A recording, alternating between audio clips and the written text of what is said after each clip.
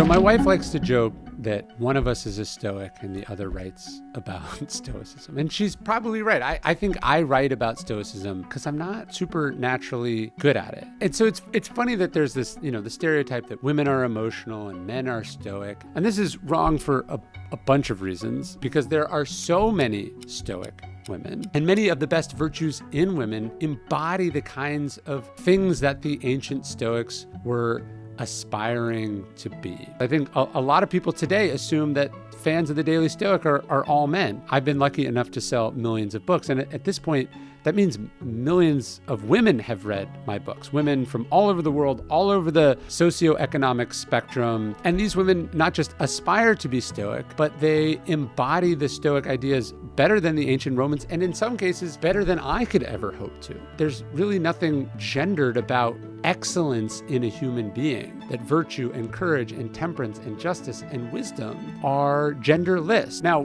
what those virtues might look like could manifest themselves differently depending on what era you live in, what your circumstances are, what your profession is. But the virtue itself, excellence itself, remains the same. Well, in today's video, I want to talk about not just what Stoicism has taught women throughout history and some Stoic women, but also what women can teach us about Stoicism, whatever gender we happen to be. If you've read Robert Caro's series on Lyndon Johnson, one of the great epic historical biographies, he has this fascinating passage that I think about all the time. He says, he was talking about the sort of frontier days of Texas, which Lyndon Johnson comes from. He says, you hear a lot about gunfights in Westerns. You don't hear much about hauling up water after a perineal tear. Basically, he was saying that many of the things that men did in this historical period, and he's talking about the 19th century, are sort of glamorous, exciting, sort of cinematic. But he's just trying to imagine what it must have been like to be a woman living in the hill country without electricity. Your husband is gone all day. You're worried about being attacked by Indians. You're worried about being robbed. You're worried about disease. You're giving childbirth without anesthesia, and then you're getting back to work the next day. In this series that he writes, largely with the help of his wife, Edna, he just realizes that there's this whole other facet of history that is never explored and never celebrated. It strikes me that there's something kind of Stoic in this also, that the male Stoics throughout history needed to be celebrated for their Stoicism, needed to be recognized for their Stoicism. Their ambition was to be powerful and important and well-known, in many cases anti-Stoic ideas. Meanwhile, as Agrippinus or Musonius Rufus or Seneca is sent into exile, as they're talking about how this affects them and how they're trying to be Stoic, what we don't hear about are their children or their wives, how this affects the people that they love. And so there's this kind of bias, this blind spot in history that skips over a lot of quiet uppercase and lowercase Stoicism that in fact is the truest representation of these very virtues that we're talking about. And so ultimately, I open the Portia Cato chapter in Lives of the Stoics with this. I say, it could be that the conspicuous lack of credit given to women in the history of Stoicism is actually proof of their philosophical bona fides. Who better illustrates these virtues of endurance and courage, selflessness and duty than the generations of anonymous wives and mothers and daughters of Greece and Rome who suffered, who resisted tyranny, who lived through wars, who raised families, and who were born and died without ever even being recognized for their quiet heroism. I said, think of what they put up with, think of the indignities they tolerated, and think of the sacrifices they were willing to make. But that's sort of the problem. We don't think about it, right? We don't think about it. Probably the most famous Stoic woman in history is Portia Cato. She's the daughter of Cato the Younger.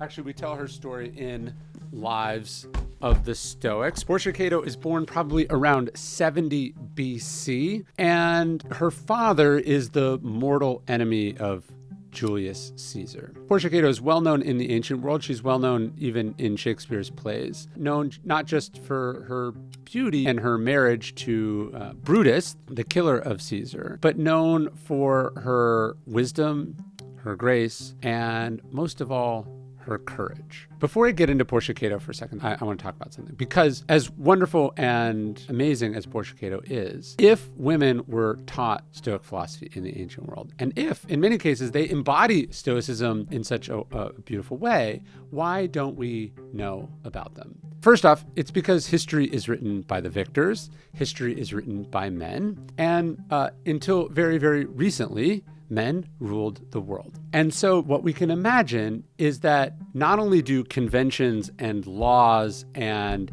expectations prevent many women from becoming the kinds of great historical epic figures that we might read about in the history books, but then the men writing the history had this double bias where they did not talk about women who did embody these things. And this brings us back to Portia. So people know about the assassination of Julius Caesar, and they know famously that Brutus does it. But what they don't think about, what was Portia Cato's famous contribution to history, is that it was his wife who, I wouldn't say put him up to it, but when he wavered, when he feared that he could not do it, it was Portia Cato who was his backbone. Most of what we know about Portia Cato is only documented in her relation to Cato and Brutus. But within these accounts, what we see is this daring and brave and interesting woman whose example continues to fascinate historians and playwrights and writers to this day. So Cato the Younger, besides being a prominent Stoic philosopher, is basically the most important Roman politician of his day. And he has this rivalry and antagonism with Julius Caesar. Caesar has overthrown the Republic and is now ruling Rome essentially as its dictator. And Portia Cato is married to Brutus, one of the Republicans, a aspiring philosopher also who adores his father-in-law Cato. And he decides to do something about this. And while we don't know how much Portia knew initially about the plot to assassinate Caesar, it is clear that she senses that her husband has a secret, that he is up to something.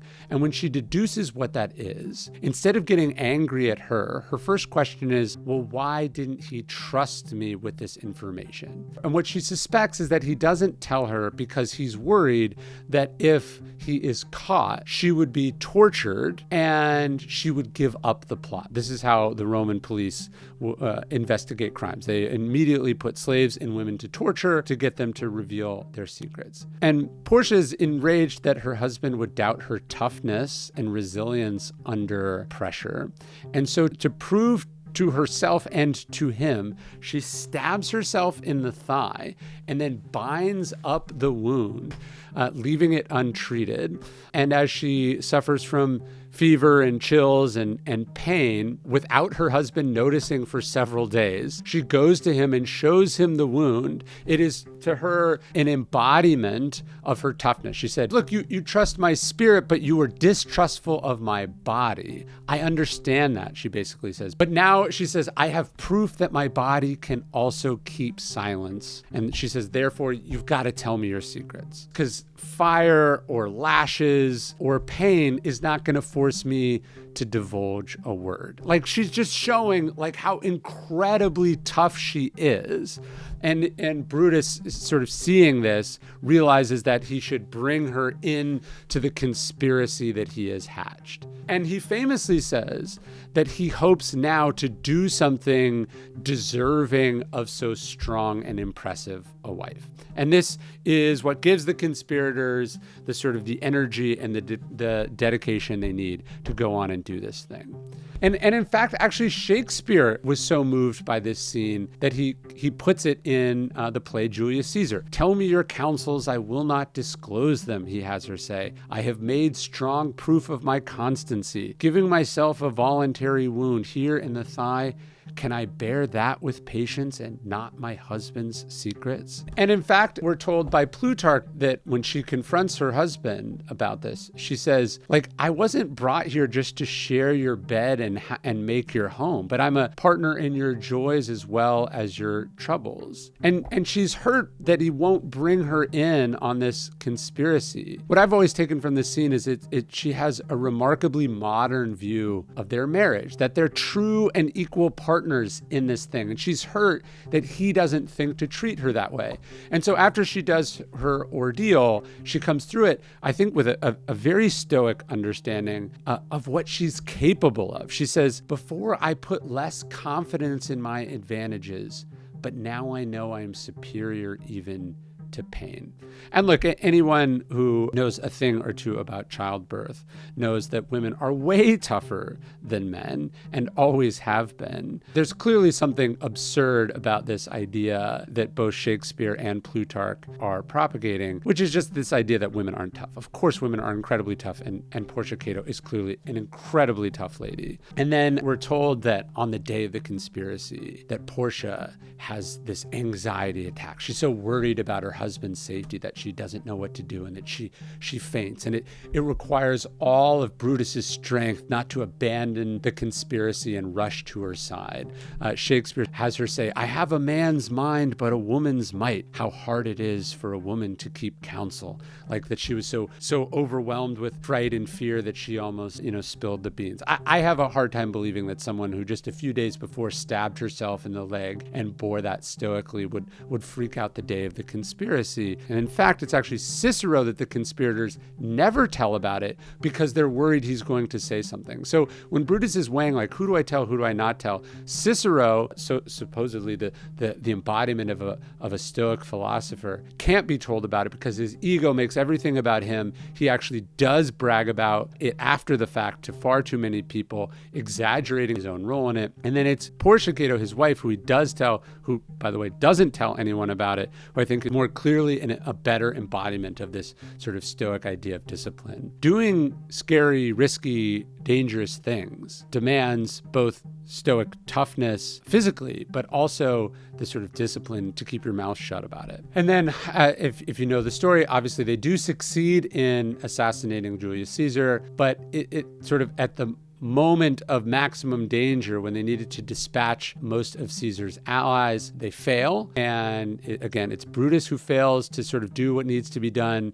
He has to flee. And as Caesar's allies rally, Rome is descended into civil war. Brutus and Portia are separated. We're told that Brutus, as he's separating from his wife, thought of what Hector had told his wife as he went to fight Achilles, to ply her loom and give orders to thy maid. He says that advice makes no sense to him here, that he has no mind to address his wife the same way. For although her body may not be strong enough to perform such heroic tasks as men do, he says, still in spirit she is valiant in defense of her country, just as we are. And we're told ultimately, if you know the story of Cato, Cato famously commits suicide in protest of Julius Caesar's tyranny, and ultimately it comes to Portia Cato to go out the same way. Although her attendants realized that after the death of her husband that she was a suicide risk, she was desperate not to become some sort of propaganda or political prisoner, and when they're not looking, she rushes to the fire and swallows hot coals. Again, this is a tough lady. Put aside the context of suicide, which is obviously loaded, it meant something different in the ancient world. Portia Cato dies by eating fiery coals, putting her on par with her father, to say the least. And in Julius Caesar's play, he portrays Brutus sort of bereft at the loss of his wife and trying to bear the loss of it as stoically as possible. I guess what I just want to say is that Portia Cato, taught philosophy by her father, comes to embody it in ways that I think even some of the greatest Stoics would have failed to embody. She does it under pressure. She does it in a moment of great political significance. And then here we also see her sort of demanding her equal say and role in her relationship with her husband. And I actually think in his essay on Stoic women, Musonius Rufus says something quite similar to what Brutus was thinking as he departed from his wife. Musonius Rufus, he says, women as well as men have received from the gods the gift of reason, which we use in our dealings with one another, and by which he says, we judge whether a thing is good or bad or right or wrong. And he says that it's not men alone who possess an eagerness and an inclination towards virtue, but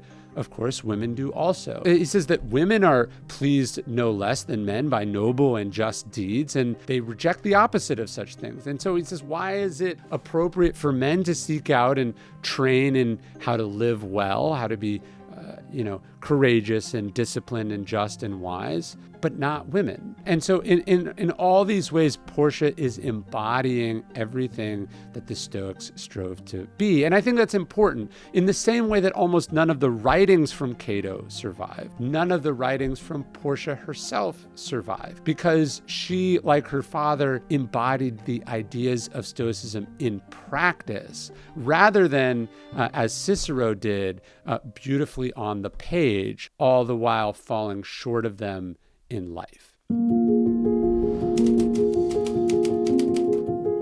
And so speaking of Stoic women who embodied the idea rather than write about it, I think it's fascinating. Obviously, we know about Marcus Aurelius, and we know that Marcus Aurelius both lived and wrote a lot about Stoic philosophy. This survives to us in the form of meditations. And then in more modern times, we're familiar with Marcus Aurelius's abomination of a son, Commodus, who really was as bad as Joaquin Phoenix portrays him in the movie Gladiator. Now, that movie also shows one of Marcus Aurelius's daughters, played beautifully by Connie Nielsen. But in real life, one of his daughters, Cornificia, actually lives up to Marcus Aurelius's example almost as impressively as Portia Cato does. So she's the younger sister of Commodus. After Commodus's failed reign, he takes over. It's a mistake of Marcus Aurelius to have passed the throne to him. He would have been much better to put his daughter in charge, because as she survives these political machinations, the sort of turmoil in Rome, by the time she's in her 50s, there's this tyrannical emperor named Caracalla in charge. He orders her executed by forced suicide as part of one of his endless purges. And her last words seem like something that could be in Meditations. She says, "Go free my soul, you've been trapped in an unworthy body." And then as she opens her veins, she says, "Let them see that I am in fact the daughter of Marcus Aurelius." She's basically saying in her last moments that she wanted to make her father proud, that she wanted to live like a Stoic, that she was courageous and unafraid, that she'd mastered herself, that she didn't fear death, that instead she feared not living up to her philosophical principles, that she wanted to demonstrate the virtues as Portia Cato had, as Seneca was forced to do, as Marcus Aurelius did in their final moments. And so again, to go back to this idea that we only have sort of snippets and fragments about these Stoic women, because not only were their perspectives and their point of view not captured at the time in the ancient world, but then generations of historians were just utterly uninterested in unearthing these sort of hidden voices and hidden figures who were right there in the thick of things as they happened.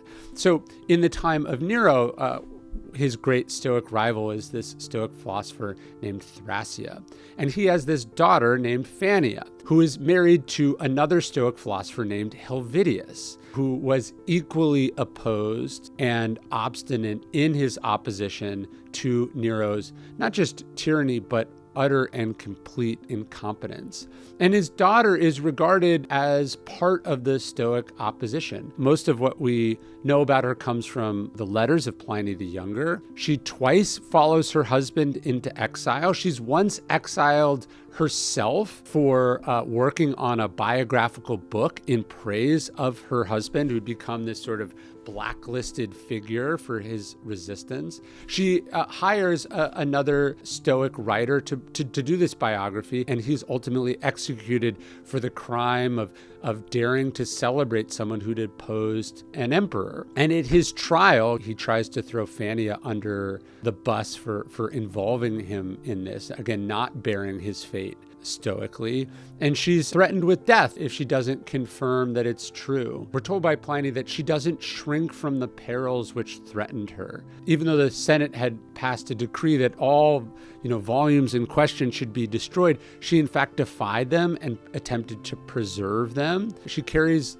them with her into exile. So even under the threat of losing everything she owns or potentially her life, she continues to do what she thinks is right. She's continuing to fight for this sort of legacy of the Stoic opposition. And we're also told by Pliny later when he is sick that the person he was thinking of was how Fannia had herself responded to some of her illnesses. He talked about how even though she had this fever and this cough, even though she was emaciated and utterly exhausted, even within this, her mind and her body and her spirit was strong, worthy of Helvidius and Thrasea, her father. And even as she was losing ground, he found that her example was an inspiration to him, and that he grieved at the thought of so excellent a woman being torn from us, and that he thought they would never see the likes of her again because she led such a pure and upright life, and that she was dignified and loyal and delightful and charming. I guess what he's saying is, again, here we have just a glimpse, a few snippets of an incredibly brave and Stoic woman who, as Epictetus said we had to, embodied the ideas of Stoic philosophy rather than simply talked about them. I woke up this morning, as I do most mornings, at least when I'm at home, on my 8 Sleep, and I have their Pod 4 Ultra, and the Pod 4 Ultra is a game changer in the world of sleep technology. The Pod is this mattress cover that you can add on to basically any mattress or any existing bed. And basically what it allows you to do is heat your mattress, cool your mattress. Your spouse can heat their side, you can cool your side, or vice versa. It even elevates so you can sit up and read in bed. It helps me get right back in the zone that I need to get in to sleep well and be at my best. If you're ready to take your sleep and recovery to the next level, head over to 8sleep.com/dailystoic and use the code dailystoic to get $350 off your very own Pod 4 Ultra. Your body will thank you for this investment in better sleep. 8 Sleep ships to many countries worldwide. Head over to 8sleep.com/dailystoic.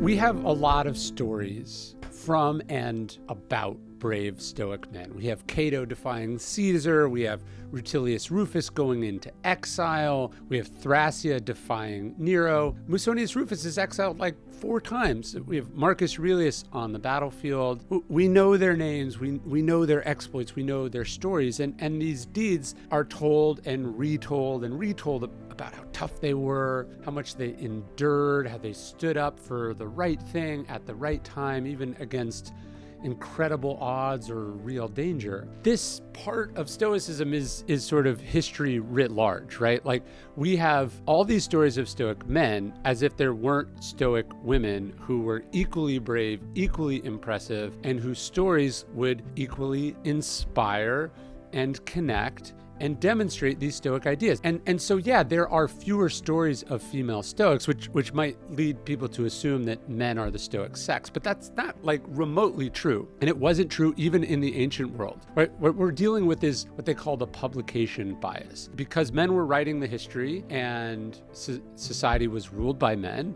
the women were overlooked. And what this costs us is so many great examples of women who lived and practiced the Stoic virtues, sometimes, yeah, in quieter, less public ways, but in other cases, in even more impressive ways than the Stoic stories we do know. This doesn't tell us anything about women, it just tells us about how history has been made.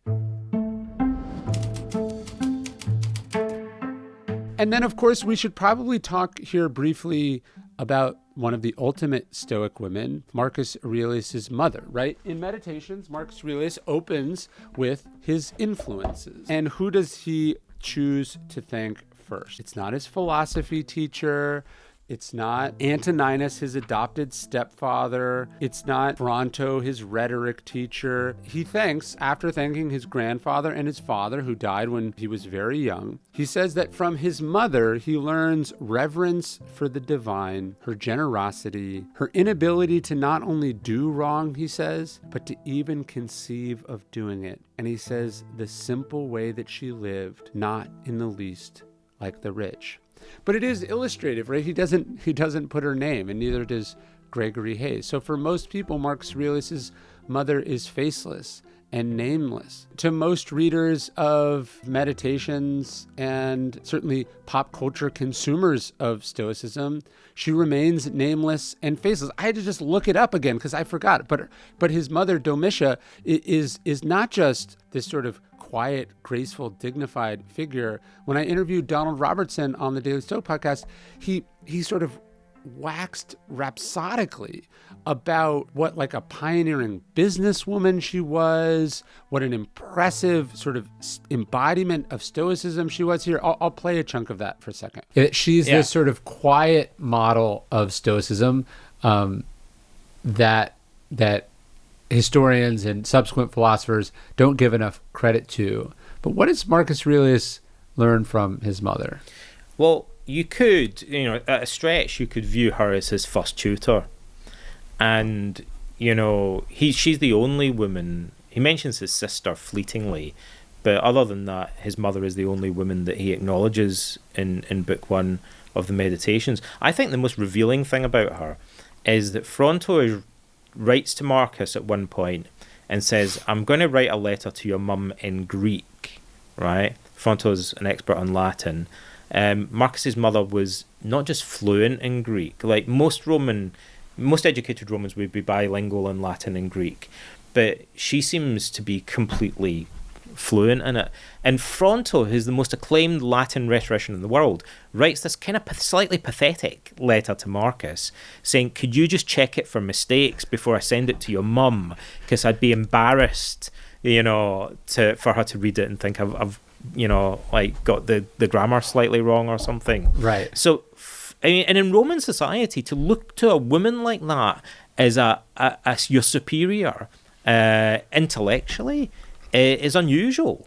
Like Fronto mentions that his wife is like a student to Marcus's mother. He actually refers to her as Marcus's mother's client, meaning her kind of subordinate, like her student. So a bit of a strip, but the picture kind of emerges of a woman who is like a multimillionaire, billionaire, construction industry magnate. We have bricks with her name stamped on them that survive today. Right, she owned clay fields and brick and tile factories that she inherited from her family. She never remarried after Marcus's father died. She would have been in her early 20s or late teens when her husband died. She remained single. Marcus and her went to stay with Marcus's paternal grandfather for a while, but then they leave and they go back into her house, which again shows unusual independence in Roman society. And she seems to have surrounded herself with a kind of intellectual circle, a kind of salon, of which she is the centre.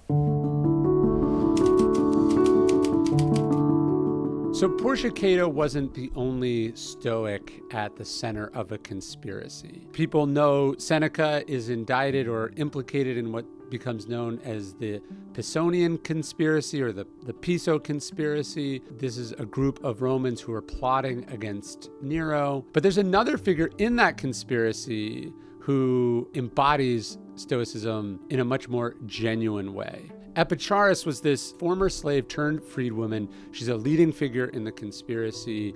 The conspiracy ultimately fails, and she's arrested and imprisoned, and she's brutally tortured as Nero's goons try to figure out who was involved. They're trying to stop the conspiracy. They're trying to get her to implicate all of her co-conspirators. And we're told that no amount of torture would force her to reveal the names of those co-conspirators. People at that time believed that women would would fail under torture. But Epicharis is another example that sort of totally obliterates that notion. It's Tacitus who tells us about Seneca's deaths also. He says, all the nobler was the example set by a freed woman in such a crisis in screening strangers. Many of these people, he says, she hardly knew. Meanwhile, freeborn men and Romans and knights and senators who weren't subjected to any kind of torture in this conspiracy and many others folded in an instant. He said, everyone betraying his dearest kinfolk. And his point was, again, this silly notion that women are somehow not to be trusted under duress or stress or pain because they are the weaker sex. We just have so many examples, and Epicharis being a great example of who's actually stoic under pressure. So we have another woman who's famously involved in the Piso conspiracy. Tragically, Rome was a dark place. I believe she watches her mother and her mother's husband die by execution under the Emperor Claudius. She marries a guy named Thrasea. Now, whereas the Senecas of the world accommodated themselves to Nero and tried to be the adults in the room, Thrasea was part of the opposition from day one. He refused to go along with Nero. He refused to rubber stamp. He was defiant. He was constantly a thorn in the emperor's side. And eventually he is sentenced to death. He probably knew that's where his opposition would bring him. He knew that it was a losing cause, but he insisted on doing it anyway. And eventually he is sentenced to death by Nero. Now, his wife, Arria, attempts to join him in this, and he stops her. He says, look, would you want our daughter to do what you're about to do if she was in your position? And it's this thought that stops her cold, and she decides to live. So this is one of the few stories of these brave Stoic women that does not end in suicide, thankfully. She lives for her daughter. She focuses on what she can do with what's left of her life and not focusing on what had been taken from her, what she had lost. And this is something Seneca talks about. He says, if you achieved or derived pleasure from something, your duty is not to complain about what's been taken from you, but to be thankful for what's been given. And I think she sort of embodies this idea, even in the face of this imperial persecution, even though she loses so much, she holds on to her philosophical principles. She's brave enough to carry on. She keeps going. She has to live through a parade of terrible emperors after Nero, but she does her best.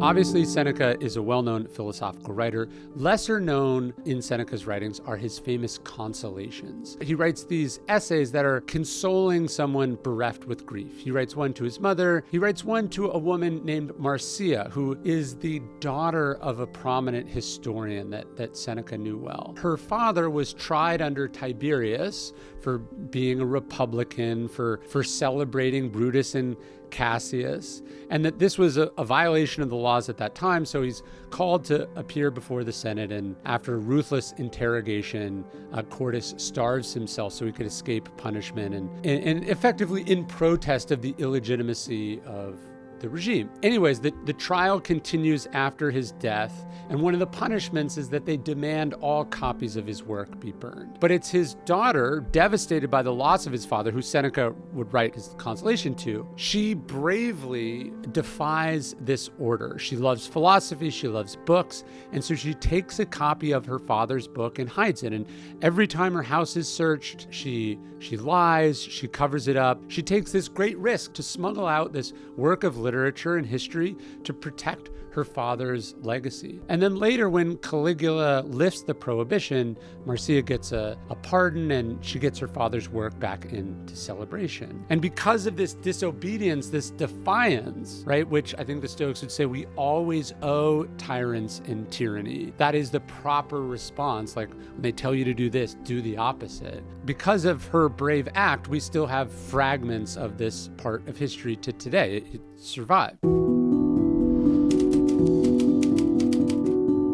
We actually hear about another brave woman through Seneca's writings, particularly his consolations. Seneca writes this essay to his mother, Helvia. In that essay, he writes about his aunt. Unfortunately, we don't know her name, but she was a surrogate mother to him at critical moments of his life. Seneca was sick as a young boy, and doctor's orders he has to travel to a warmer climate. So he's actually taken in by his aunt and uncle. And in this essay, Seneca talks about what a powerful and strong and inspiring woman she was, raising him far from home, living in a place far from Rome. And then he relates this story where on his aunt and uncle's journey to return home, there was a terrible shipwreck. He says, while on this sea voyage, she lost her beloved husband, who she'd married as a young woman. He says that she bore simultaneously the burdens of grief and fear, and though shipwrecked, she rode out the storms and brought his body safely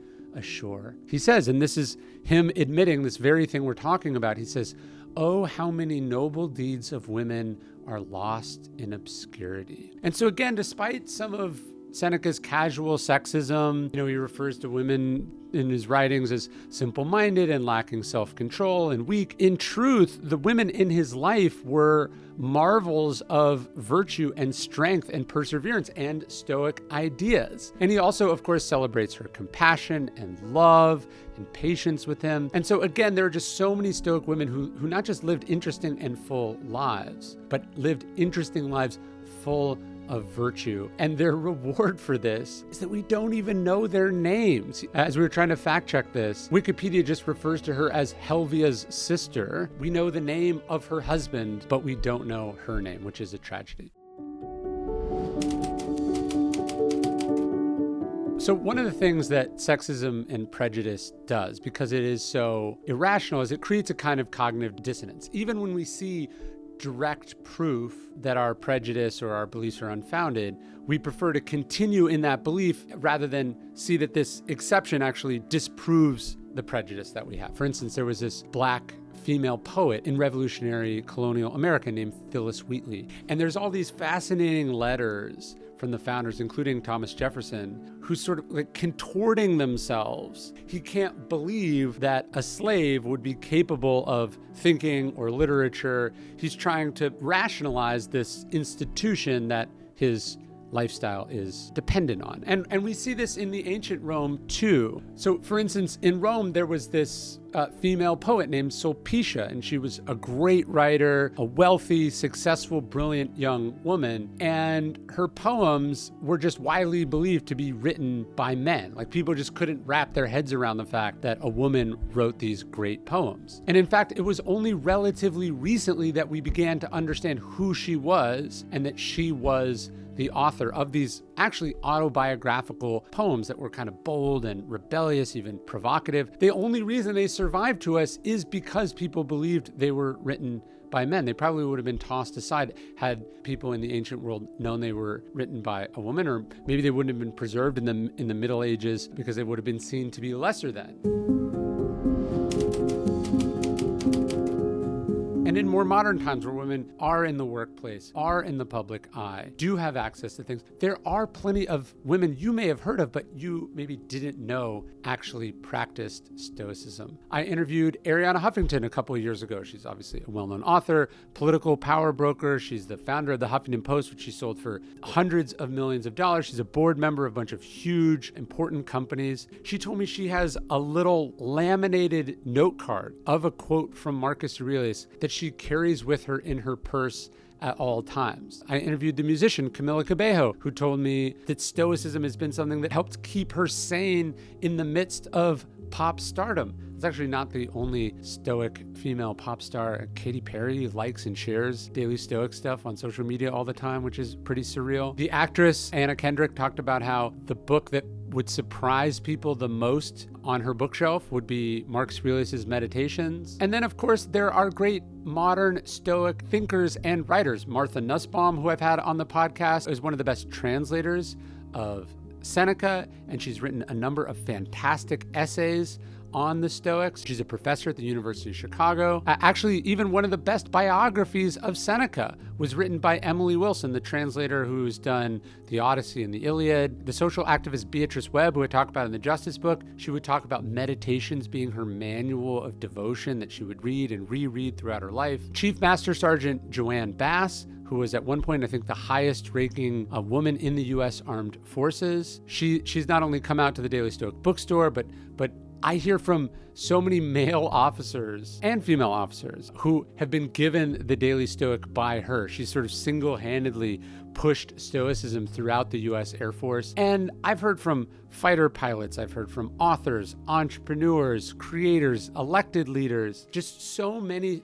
women who are applying these Stoic ideas as they are meant to be applied, which is in the midst of busy personal and professional lives. When I wrote the Daily Stoic 8 years ago, I had this crazy idea that I would just keep it going. The book was 366 meditations, but I'd write one more every single day and I'd give it away for free as an email. I thought maybe a few people would sign up. Couldn't have even comprehended a future in which 750,000 people would get this email every single day and would for almost a decade. If you want to get the email, if you want to be part of a community that is the largest group of Stoics ever assembled in human history, I'd love for you to join us. You can sign up and get the email totally for free, no spam. You can unsubscribe whenever you want at dailystoic.com/email.